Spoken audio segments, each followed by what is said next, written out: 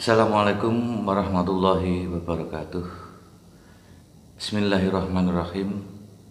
Alhamdulillahilladzi an'amana bi ni'matil iman wal islam wa nusalli wa yusallimu ala khairil anam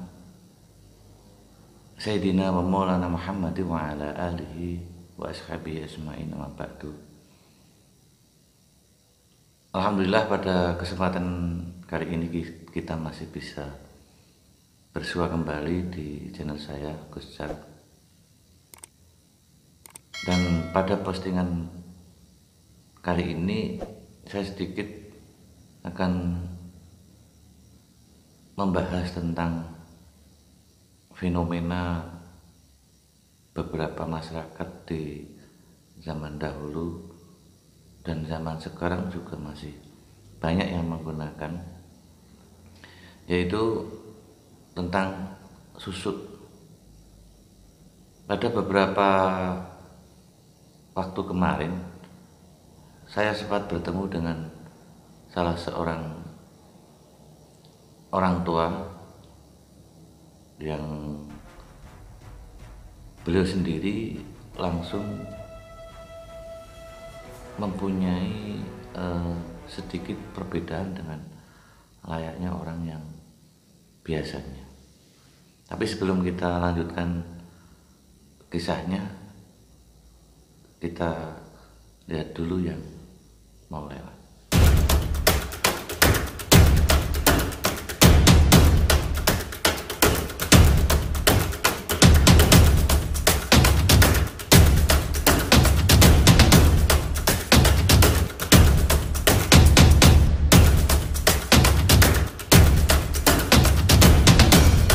Oke pemirsa, kembali lagi bahwa pada kesempatan kemarin saya sedikit mewawancarai beliau, yaitu Bapak Tomari yang berasal dari Bekelan, Windusari, Magelang.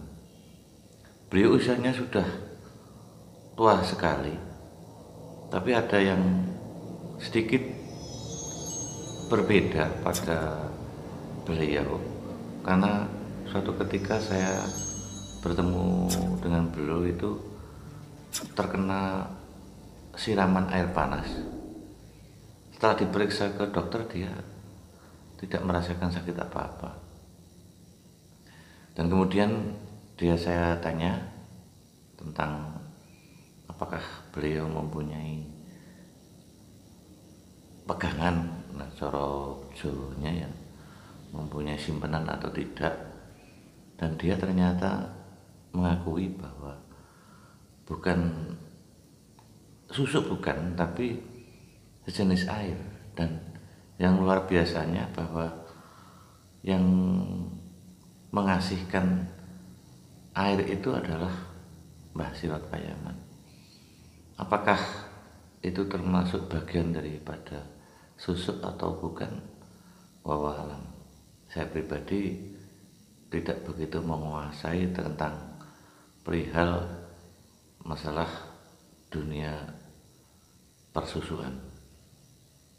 Kalau kita kaji pada cerita beliau, dan mungkin kali ini saya sedikit memberikan wawancara saya pada waktu itu dengan beliau Bapak Tomari yang berasal dari Bekelan, Windusari. Dan mari kita simak video berikut ini. Rusukane toya kali Baromagung Payaman, toya petak.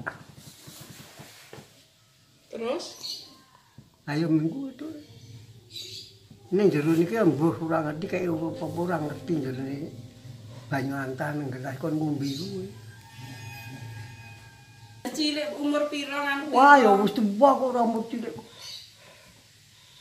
Wis tuwa. Wis ana anake kok yo. Ya tak ning banyu diombe esuk men pari samet aku wis ora ana kan isih urip, pari sehat waras ngono. Tulisan Song garet. Garet ning banyu ora ajar kok iso. Yen manfaate damel napa Mbah niku? Nun, manfaatnya? mangkate Ben ngopi. dina bodo. Pas aku ujung. Ayo kekuatannya ben ngopo? Kekuatan paling selamat men sehat ngono kok. Niku teng riku kabeh-kabeh gotasi mari iki nggih. Aku nggih ben nang dina bodo. Gentepung nenem kuwe sing do dina bodo ujung kuwi sing naik banyu putih minggu tok. Ning jero niki ana deluwange tak ombe to banyu. Tunggal Mas Madowo. Rejosari. Kulo sok dikongkon-kongkon nyambut gawe niku to riyen. Kulo nggih bengi niku jak turut banyu alam biyen pelebang. Ning dia mlaku aja lingak-linguk yo. Teko mlaku nemburi aku tak nang arep. Rupane cek bendungan ngriku Mbang Sari. Gedhekake cegeri kaju kali angkrek godhong angkrek sing teng Simbojone napa niku. Segerake sempetake jebali kak ngomah antare jam 1 bengi. Terus lebar iku terus sak gone madangan mbe wedang omah niku le banyu putih niku nggih padha kados Mbah Romo aku. Dumbi. Wonten Mas Madowo nggih punten wonten pun sedo. Belawas 10. Pinten? 110. Napa yang badol ka sindah sing nambani mbok endi. 110. Itulah cerita yang langsung disampaikan oleh Bapak Tomari. Dan sedikit saya mungkin menerjemahkan bahasa Jawa ya, bahwa beliau ini suatu saat ketika bulan Idul Fitri itu berkunjung ke silaturahim ke Mbah Sirot Payaman, dan saat beliau sowan bersama dengan banyak orang itu Bapak Tomari dikasih air minum putih yang di dalamnya ada garet untuk membuat rokok lindingan kalau di pondok itu. Nah, kemudian sama Bapak Tomari air itu diminum dengan kertasnya. Nah, dari minum air putih tersebut dengan kertas atau dengan kertas yang untuk lindingan itu, apakah itu yang membuat Bapak Tomari itu bisa ampuh nek cara sakniki, bisa ampuh atau bisa sakti sehingga mencapai usia hampir 100 tahun lebih, atau mungkin memang dari susuk yang lain, itu kan masih menjadi rahasia bagi Bapak Tomari itu sendiri.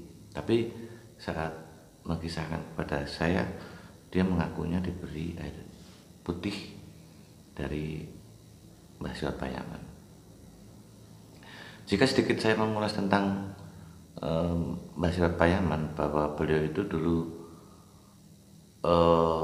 pernah bermukim di Mekah bersama dengan para tokoh ulama yang lain, seperti Mbah Dalhar Warsongo dan Mbah Hasyim Asy'ari dari Jombang pada waktu itu di Mekah.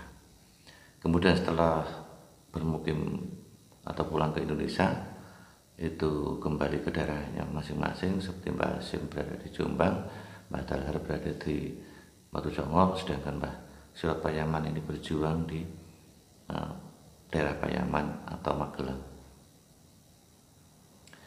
Jadi Mbah Sirot Payaman ini di samping mempunyai beberapa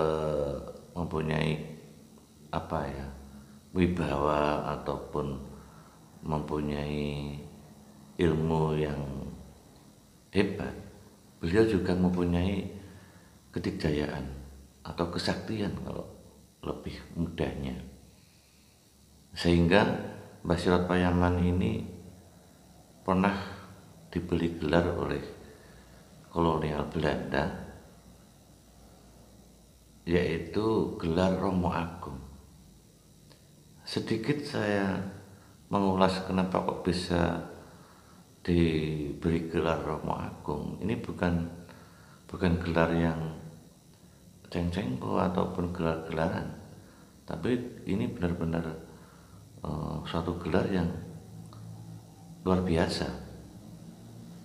Jadi kisahnya, Merapi yang berada di perbatasan Jogja Magelang itu dulu meletus, erupsi, mengeluarkan awan panas pedus gembel pada waktu itu. Nah kemudian pasukan Belanda ini bingung bagaimana cara untuk menanggulangi bencana yang jika nanti gunung itu meletus, ya mungkin banyak sekali korban, baik korban dari pribumi maupun korban para pasukan Belanda itu sendiri.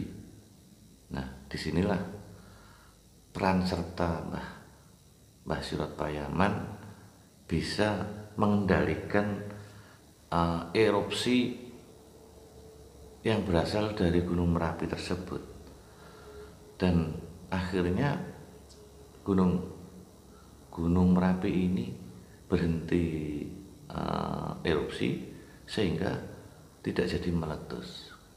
Nah inilah salah satu karomah daripada beliau Mbah Sirot Payaman. Nah karena jasa daripada beliau Mbah Sirot Payaman, akhirnya Belanda memberikan satu gelar, yaitu Romo Agung. Artinya beliau sendiri walaupun orang Islam, tapi dengan baik kawan maupun lawan, Mbah Sirot Payaman ini sangat luar biasa. Nah kemudian Mbah Sirot Payaman ini juga ada karomah lain, yaitu ketika perjuangan beliau melawan penjajah itu dulu mempunyai senjata khas yang sangat ditakuti oleh para penjajah, yang pada waktu itu yang dinamakan bambu runcing. Jadi bambu runcing itu hanya terbuat dari bambu yang mudah dipangkas menjadi bambu itu runcing, tapi ya inilah yang sangat ditakuti oleh para kaum penjajah. Dan kemudian bambu runcing ini diturunkan ataupun diteruskan oleh murid beliau atau santri beliau, yaitu Mbah Subki, berasal dari Parahan, dan juga Mbah Subki inilah yang terkenal dengan senjata bambu runcing tersebut. Nah ini sedikit kita mengupas daripada atau mengisahkan daripada asal mula dari nama Romo Agung. Kita kembali ke masalah Mbah Tomari tersebut, bahwa kehebatan ataupun apa yang dialami Mbah Tomari ini muncul dari sendirinya. Artinya beliau seorang yang sudah tua, tapi ketika suatu saat itu terkena air panas jarang, kalau bahasa Jawanya itu kulitnya itu tidak apa-apa, jadi mengelupas tidak. Padahal semua anak-anak putu-putu itu sudah takut karena mbahnya itu kena air panas, tapi hanya berapa hari, 2 hari dia langsung sudah sembuh, dan sisa daripada kelupasan kulit itu sudah hilang. Nah ini yang menjadi luar biasanya Mbah Tomari ini. Apa itu mungkin karena dari air putih yang diberikan oleh Mbah Surat Payaman yang ada kertas yang berisikan raja itu, ataupun mungkin dari hal yang lain. Ini yang masih menjadi menjadi rahasia ataupun menjadi satu misteri bagi Bapak Tomari tersebut. Nah, mungkin itu yang bisa kami sampaikan, dan di akhir nanti juga ada video dari Mbah Tomari yang menceritakan bahwa beliau juga pernah naik macan yang ketika itu beliau kesasar, kemudian diantar oleh harimau tersebut sampai ke rumah. Dan ceritanya nanti ada di setelah nanti setelah ini, dan mungkin itu saja yang bisa kami sampaikan. Kurang dan lebihnya saya mohon maaf yang sebesar-besarnya, dan semoga cerita ini memberikan satu ilmu baru ataupun ilmu sejarah kepada para pemirsa, mengetahui bagaimana kisah daripada alim ulama pada zaman dahulu. Itu saja yang bisa kami sampaikan, kurang lebihnya mohon maaf. Akhir kali, assalamualaikum warahmatullahi wabarakatuh. Sing tumbas tiyang niku nang Bandungan. Nonton tinggal niku kok bebek ini teko semoyo dute seminggu ora teko ngantek apal ruwah kok ngantek posak bodo ora mboten mriku mboten nyukan tak pulugi mriku teng nang Bandungan mriku teng Bakuli Bandungan. Ning teng mriku mboten nonton wong sing tinggal niku Mas Wung. Dia ora di omah, gua ora ngerti Bakul Bandungan mriku niku doang. Sing sukane dani Pak Ruhadi wek kula mboten, kula bapak anake bebek 12. Mboten desa iki niku dileboro perkabotan niku kula mriku asar niku mangkat saka omah teng niku nunggone omahe niku. Niku sore kok mboten wangsul. Kula kok teng niku Mas Wong niku. Jane bodho perkang bodho. Asake judi kula rak jam 3 bengi pengene Siti jetak tak kon gak geoncor jeluk pring Bapak Deling sak jempol sikil niki. Teng niku mandang pun sulet kok wis entek lengane wis rampan tekan dalan niku wonten Mbah niku Mbah Simo niku teng bokok teng pinggir dalan teng tanggul.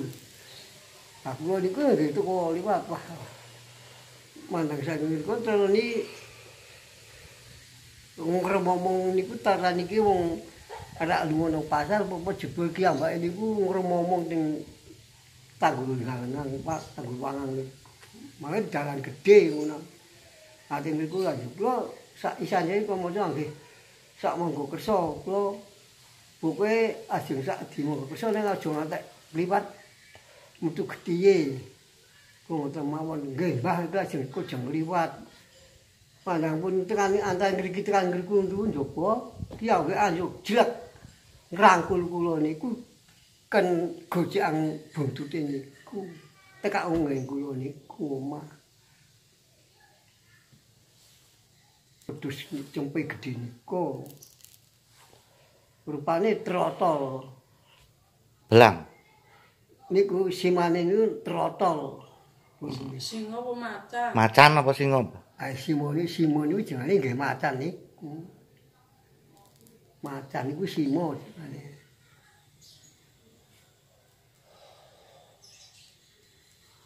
Mandek karo majek terus matur nuwun, matur nuwun kesate Pak Geni pambal ping 3 tuh. Wap ngoten mau.